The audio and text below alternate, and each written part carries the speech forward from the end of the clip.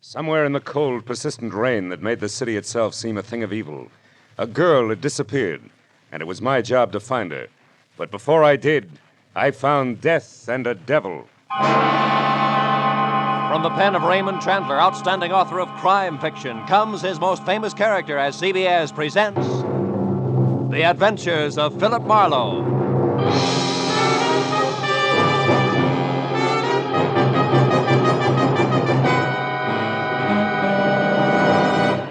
And now, with Gerlad Mohr, starred as Philip Marlowe, we bring you tonight's exciting story, The Black Halo.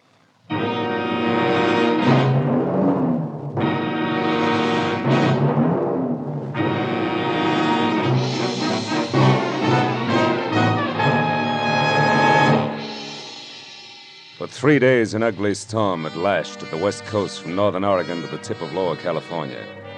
And although it was only noon when I drove up to the sprawling red brick house just south of Santa Barbara to meet a new client of mine, the black that was in the sky and the driving rain that was everywhere left the day bleak and wet and cold. Left it the kind of day that made you feel that logs blazing in a fireplace and a warm, dry robe were the only things that could matter to anyone. But when I got inside the house, Felix Drum, 350 uncomfortable pounds of executive in a wheelchair, who made his living importing perfumes, was very worried. And not about the weather outside. Marlowe, Julia Perry is gone.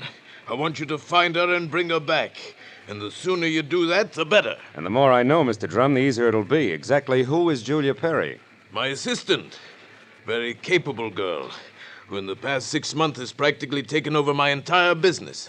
She handles most of the work from her cottage here on the grounds where she lives. Mm-hmm. She also has some little cubbyhole in Los Angeles where she keeps her files and some sample stock. Do you have the address of that cubbyhole? If I knew the answer to everything, I wouldn't have hired you.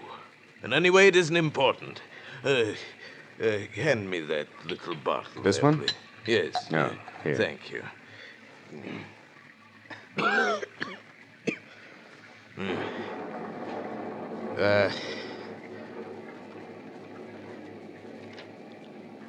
When did you last see Julia, Mr. Drum?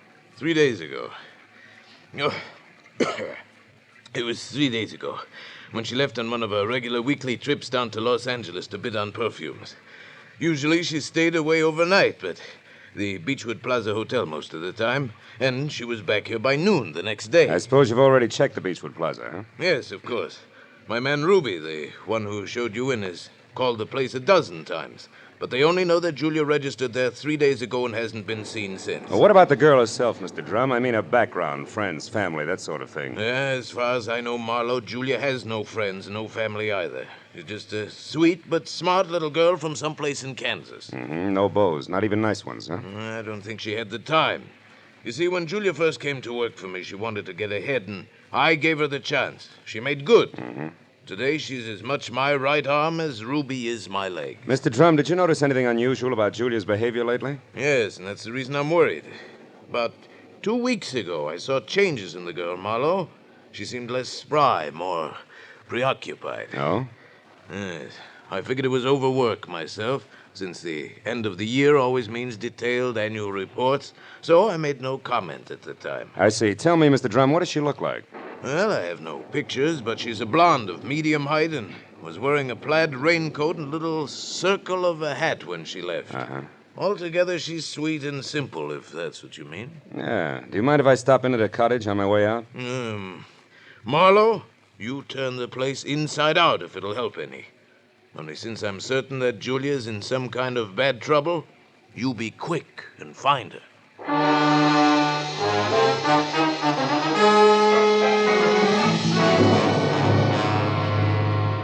Julia Perry's cottage was strictly the 50-50 arrangement that Drum had mentioned, with one room office and the other living quarters.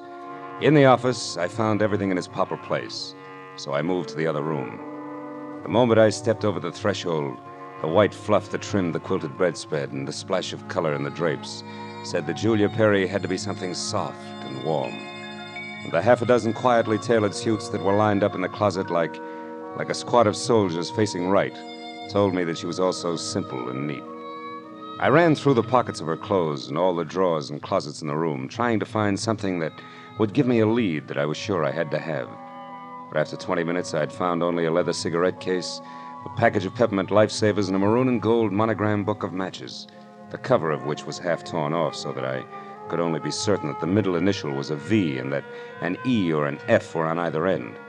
But since the name and address of an L.A. novelty company was on the inside, I bought the matches as a starting point, dropped them into my pocket, and headed for the door.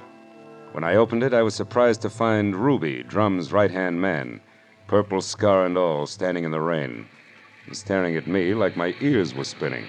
You seem to be a very thorough man, Mr. Private Detective. And you seem to be a very nosy one. What do you want? To help Julia, nothing else.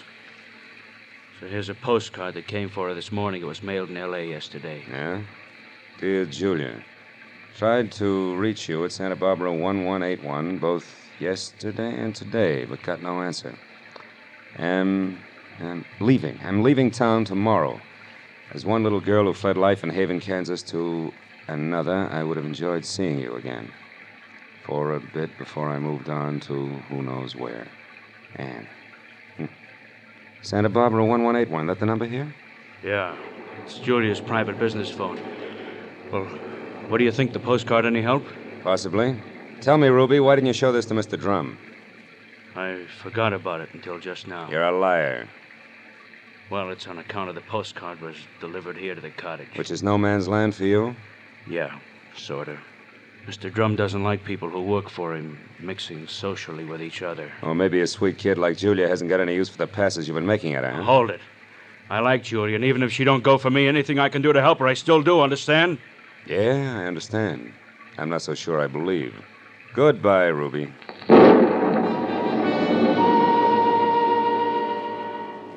It was pushing 5 o'clock and still raining by the time I got back to L.A. and over to the novelty company. Once there, I presented the torn book of matches that I had found at Julia's cottage to a bald man with horizontal question marks for eyebrows, and who, at the crinkle of a $5 bill, tore himself away from his racing form long enough to check the files for a set of maroon and gold initials that had a V in the middle. And it was 6 o'clock before I had the answer, which was EVE.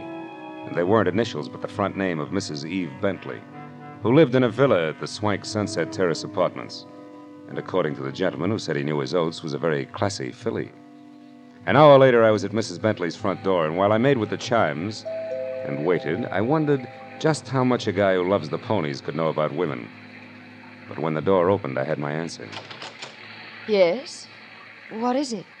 Mrs. Eve Bentley wasn't beautiful, but she was everything else, including a shimmering yard of gold hair piled high on her head and held in place by a knot of pearls that no Boy Scout ever tied.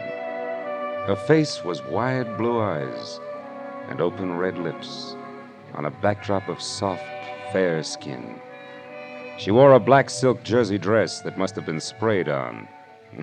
She smiled when I said my name was Philip Marlowe and that I wanted to talk. Talk about what, Mr. Marlowe? Julia Perry, ever hear of her? No, I haven't. So I'll try again. What do you know about Ann somebody from Haven, Kansas? Absolutely nothing. This torn book of matches says otherwise. I found them in Julia Perry's cottage. Julia Perry's missing. I'm a private detective who was hired to find her, and the matches turned out to be yours. Now, may I come in? Why, yes. Thanks. Now, Mrs. Bentley, maybe we ought to start all over. No, wait just a minute, Mr. Marlowe. I may be able to help you. Did this Julia Perry deal in perfumes? That's right. Now, how did you know that? Because I just remembered something. And now I'm sure I can explain why my matches showed up where they did. Just a minute. You know, whenever I'm talking to a beautiful woman, somebody's always creeping around in the kitchen. Who is it this time? Oh, really, Mr. Marlowe? There's a storm outside, and there are windows and trees. If you put those three things together, that noise could have been a branch scratching on a glass pane. Or somebody with squeaky shoes and a lot of curiosity. Somebody like Mr. Bentley, for instance, huh? Oh, I doubt that, Mr. Marlowe. You see, Mr. Bentley's been dead now for 3 long years. Oh. Yes. Well, you were saying something about the matches. Oh, yes. This Julia Perry must somehow or other gotten hold of them through my fiancé, Marvin Whitaker. How does that figure? Like 2 and 2. Marvin is in the perfume business, ditto Julia. Also, I think he mentioned her name once. Said she was very clever for a girl who looked like somebody's kid sister. That fits all right. Where will I find said fiancé? At his favorite bar and grill. But won't you have a drink first, Mr. Marlowe? No, thanks, Eve. There isn't time. Now the bar and grill. The Blue Boar. Blue which? Boar, Mr. Marlowe. Yeah. It's a very English spot over on Wilshire, opposite Arthur Murray's studio. But before you dash, do you at least have a match? Yeah? Please. Whole book of them, honey. Torn cover and all. And I want you to keep them. After all, they brought us together, didn't they?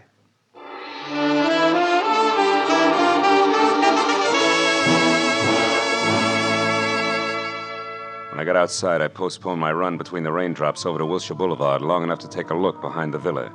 And there, in a newly planted strip of clover lawn below Mrs. Bentley's kitchen window, I found something which was no surprise. 2 clear prints of a man's shoe. But from there on out, I got nothing more than a lot of rain down the back of my neck. So 10 minutes later, I dripped into my car and headed for the Blue Boar and Eve Bentley's gentleman friend.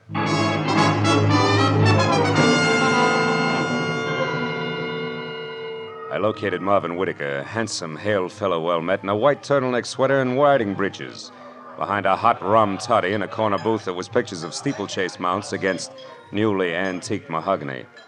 And when I told him that I was looking for Julia Perry, he flashed a lot of glistening teeth at me, insisted that I join him in a warming glass of spirits, and started to talk, gesturing all the time with a riding crop. Why, yes, old man, I know Julia Perry. In fact, almost did some business with her today.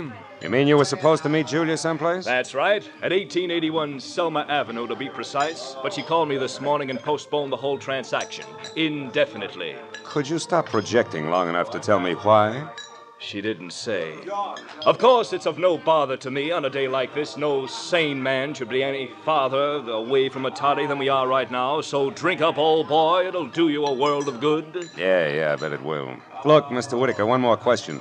Did Julia ever speak of a girlfriend named Anne? Someone she knew years ago in Kansas? No, I don't believe she did, Marlowe. Matter of fact, Julia never talked of anything but perfumes. Now drink your drink, fellow, before it's chilled through. Thanks, but no thanks, old bean. I do have to run, really. It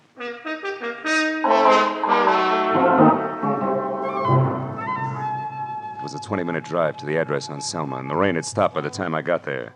The place was one of those once-upon-a-time rooming houses that had been partitioned off into a couple of dozen 2x4 cubbyholes, just big enough for the very small businessman to fill his fountain pen in. When I got to the door and asked the scrub woman, who was a lot of wild red hair around 2 pop eyes, for Julia Perry, I knew I was moving in the right direction, because the lady standing in front of me was anything but calm. And more important, she had just heard a pistol shot from the back of the house. Yes, that's right. A pistol shot not over 2 minutes ago. I'm sure that Perry girl had something to do with it. Because when I come from inside, I saw her rush out down these steps. Did she say anything? I don't know. She was gone out of sight before I could open my mouth. But I know it was her on account of that plaid coat and little hat she wears. Yeah. Now, which room is hers? Come on. Well, that one there with the light showing under the door. But it's locked. You won't be able to get in. I just tried. Well, we'll try again for luck. It's not the best lumber, believe me. This is terrible. Nothing like this has ever happened to me before. It's a man. Yeah, a dead one at that, Granny. Do you know who it is? From the mud and clover grass on the bottom of his shoes, I'd tag him as a guy who was looking in a lady's kitchen window about an hour ago. But from that purple scar on his chin, I can do even better than that.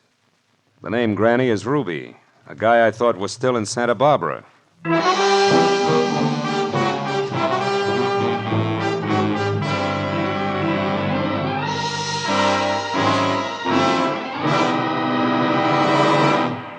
In just a moment, we will return to the second act of the adventures of Philip Marlowe. But first, given clues, even the newest of Philip Marlowe fans can deduce the characters in CBS's great new early Sunday evening comedy lineup. The washboard leads you to the one and only Spike Jones. The bumblebee? Well, of course, that's for America's most famous non-virtuoso violinist, Jack Benny, who follows Spike Jones on CBS. The 2 A's, Amos and Andy, who are heard on CBS immediately following Jack Benny. So it's really no mystery at all why millions of Americans now stay tuned to CBS on Sunday nights for these 3 superb comedy shows in succession. Spike Jones and Amos and Andy over most of these same CBS stations, and Jack Benny over them all. And now, with our star, Gerlad Mohr, we return to the second act of Philip Marlowe and tonight's story, The Black Halo.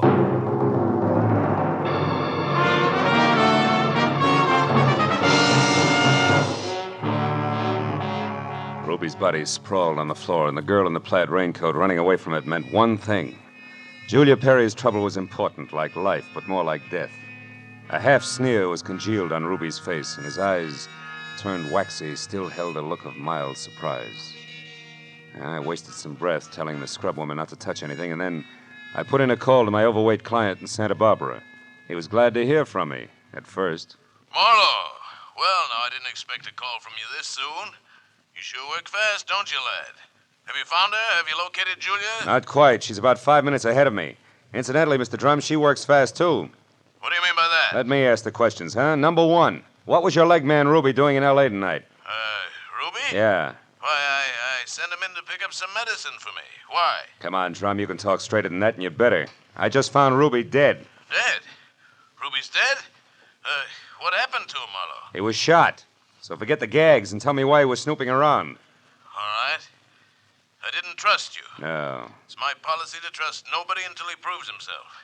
I sent Ruby in to follow you and check on your progress. That was brilliant. You only made 3 mistakes. First, I don't need to be checked on. Second, you got your man killed. And third, you forced Julia's hand. Because it was Miss Perry herself who pulled the trigger on Ruby. Julia? Marlowe, I don't believe that. Which proves nothing, Mr. Drum, but skip it. Tell me, do you know a man named Marvin Whitaker? Whitaker? Yeah. No, should I? Well, he says he's in the perfume business. Well, I know everybody on the coast who bought more than 2 bottles of perfume at one time in the last 40 years, and I don't recall that name. I think the man must be a liar. So do I. Thanks for the help. And Drum, if you've got any more expendable flunkies around, keep 'em out of my hair. I'll call you when I've got something.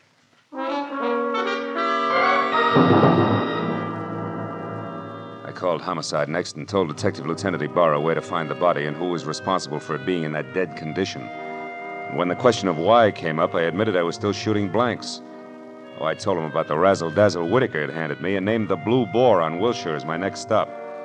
Ibarra said he'd call me there, and when I got to the entrance of the place, I saw Whitaker, draped in a trench coat that involved enough cloth to rig a 4-masted schooner, standing in the anteroom, impatiently smacking his leg with that riding crop. He looked positively dashing. Question was, which way? Hiya there, Marlowe. Hey, old boy, you look upset. Anything wrong? I may be upset, Whitaker, but you're the one that's going to spill. First, are you leaving or coming back? I'm just leaving. Been here all the time since I talked to you? That's right, you see. My coat is perfectly dry. Stopped raining half an hour ago. Well, you see, if I'd been outside, I would have known that. But why this 3rd degree, Marlowe? What's up? It's a long story.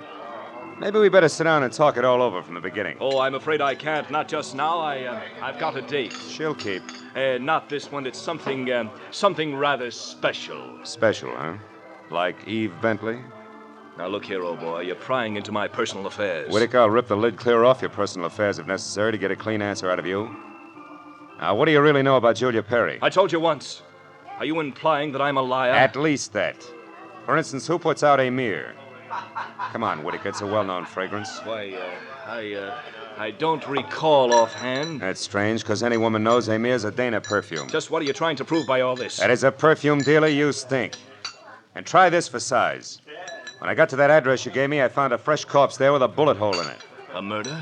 Yeah, and your routine was pat, brother, so before homicide starts combing out the snags in your story, you better untangle it yourself right now. You lied to me. Now, why'd you do it, Whitaker? Why the double talk? All right, Marlowe, I'll tell you. I'll tell you this! Oh!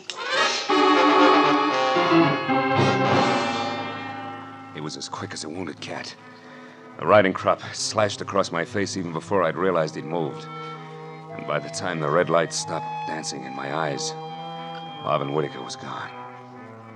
I turned as the head waiter walked up to me. He studied the hot red welt rising on my face for a moment and then murmured discreetly that if my name was Marlowe, I was wanted on the phone. It was Lieutenant Ibarra. Marlowe, you can stop beating the brush for Julia Perry. We found her. You did? Where is she, Ibarra? She's out in the alley here, behind the Beechwood Plaza Hotel, Marlowe. Exactly 8 floors down from the window of her room. She fell through the glass roof above the rear entrance. Oh. It's not pretty. Oh. She explained the whole thing, including that Ruby guy's murder in a note we found in her room. I'll be right over, Ibarra. Okay, don't hurry.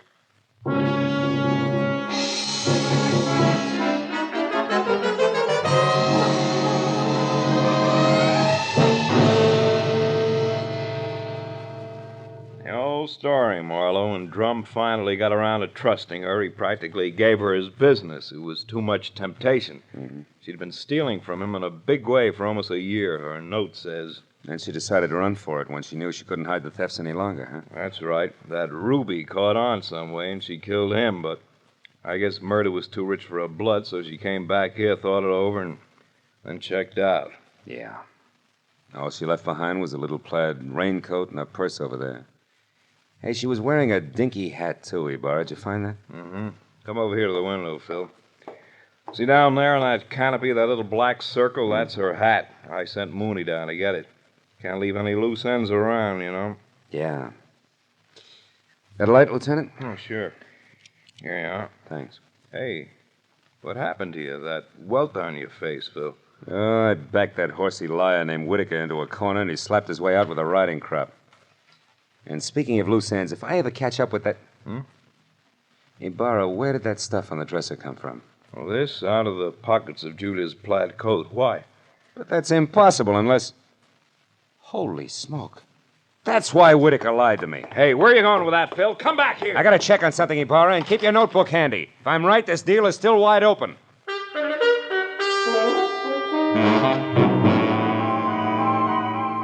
All the way from the suicide's room in the Beechwood Plaza out to the widow's villa in the Sunset Terrace, my mind juggled a jumble of facts, trying to beat them into a brand new pattern. A pattern that had to include an object Ibarra had found in the pocket of that plaid raincoat. It almost made sense, but I needed just a little more. Well, when I turned into the parking lot at the Sunset Terrace, rain began to fall again. Thin, cold rain. I walked to Eve Bentley's door and pressed the bell. Just as I expected, it was Marvin Whitaker, unsmiling and nervous, who answered the door. I didn't give him a chance to think. I just swung hard. Okay, horseman, that squares us up.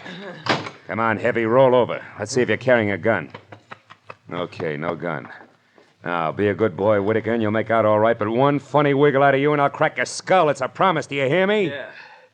Yeah, I heard you. All right. Now, where's Eve? Is she here? Find out for yourself, Marlowe. I'm through. Fair enough. But just so I'm not talking through my hat, I'll take a look in her closet first. She won't be in there, I guarantee. No, but her future may be. Now, let's see. It's got to be in here someplace. Oh, yeah. This is probably it. Brown cloth coat, as chic as a pair of hobnailed boots and still damp. And the label says the B.H. Company, Haven, Kansas. That does it. I've got it all now, and my chivalry just died. Where is she, Whitaker? Where's Eve? Right here, Marlowe. Uh-oh, don't try that.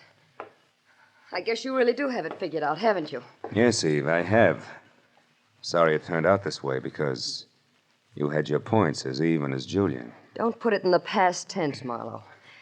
As Eve Bentley, my life is just beginning, and now I've got everything I ever wanted as Julia Perry. Then you're Julia Perry. I was, Marvin. She still is, Whitaker. At least that's what the bailiff will call it in court. There won't be any court, Marlowe. Oh, I'm afraid there will, baby.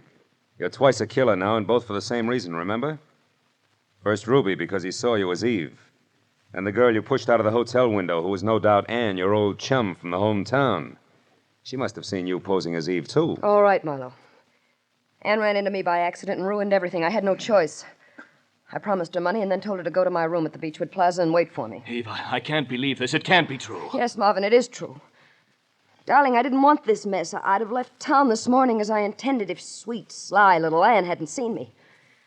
I tried to get rid of you the easy way, Marlowe. When I sent you to Marvin, the Selma Street address he gave you should have led you to the end of Julia Perry. Is that why you phoned me and told me to lie to Marlowe? Yes, Marvin. I was going there to write my suicide note and use the stockroom for my disappearing act. But Ruby caught me, and after that I had to work fast. But it's all right now. It all worked out perfectly. They were the only two who knew besides you, Marlowe. Aren't you forgetting little Marvin here? Forgetting him? Oh, no, Mr. Marlowe. Marvin's the one person I can count on. That's what you think. You don't get me mixed up in this. Marvin. I bargained for an heiress, not a murderess. Why, you dirty load. All right, then. I'll use this gun on you, too, because I'm getting out of here and no one's going to stop me. But you're right between us, Eve. You can't get us both. He's right, baby. You're not good enough to get us both, and killing just one of us isn't going to solve anything. What do you say? It's been a long night, baby. You just couldn't tell when you were late.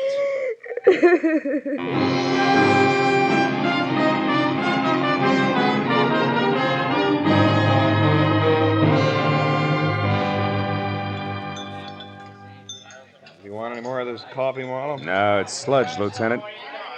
I wonder what Julia Perry uses for a heart. You know, she planned the thing for 6 months when she first set herself up as Eve Bentley. And it probably would have... Want to check now? Oh, yes. Yeah. Probably would have worked if everything hadn't closed in on her. Yeah, her friend Ann from Kansas, Ruby the leg man. And you with that torn book of matches. Incidentally, that was pretty fast figuring up in the hotel room there, Marlowe. Oh, not so fast, Ibarra. I knew Eve had those matches because I left them with her. So when you found the same matches in the pocket of Julia's plaid coat, it figured. Julia almost had to be Eve. And that left Ann to furnish the body for the suicide. Yeah. You know, I wasn't so sure about that until I found the brown coat with the Haven, Kansas label in Eve's apartment. Yeah. Well, I'd better wait on back to the office, Phil. Look at that rain come down. Think it'll ever stop? I don't know. I doubt it. Oh, by the way, here, it's her hat. Mooney finally got it down off that hotel canopy. Maybe you'd like it for a souvenir. Yeah. The millinery people call it a halo hat. Good night, Marlowe.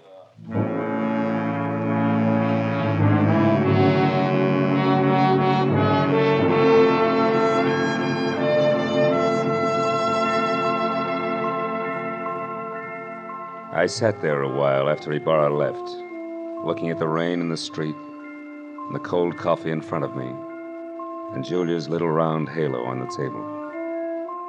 And finally I got up and went outside. Dirty water scudded along the gutter and gurgled thickly into the sewer drain at the corner.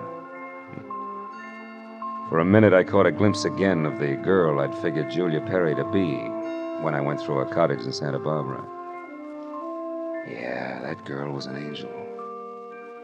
But when I finally caught up with her, her halo turned out to be black, jet black, inside and out. I dropped the little hat into the gutter and watched it go as far as the drain at the corner. And then I went home.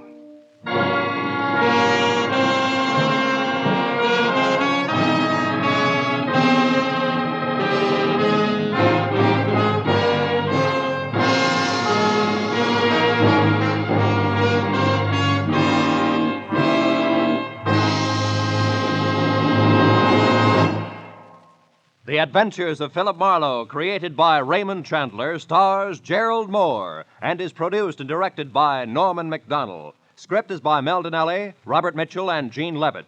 Featured in the cast were Joan Banks, Paul Frees, Peter Leeds, Jack Crucian, and Lois Corbett. Lieutenant Detective Ibarra is played by Jeff Corey. The special music was by Richard O'Runt. Be sure and be with us again next week when Philip Marlowe says... A startled corpse, a blue-eyed woman, and a cryptic message, scrawled by a dingy man with the pieces of a Chinese puzzle that wouldn't fit together, until I found out what was deadly about the orange dog.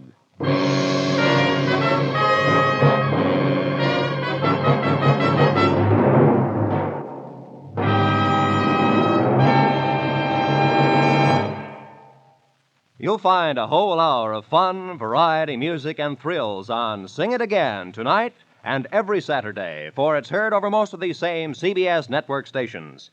Now, stay tuned for Gangbusters, which follows immediately over most of these same stations.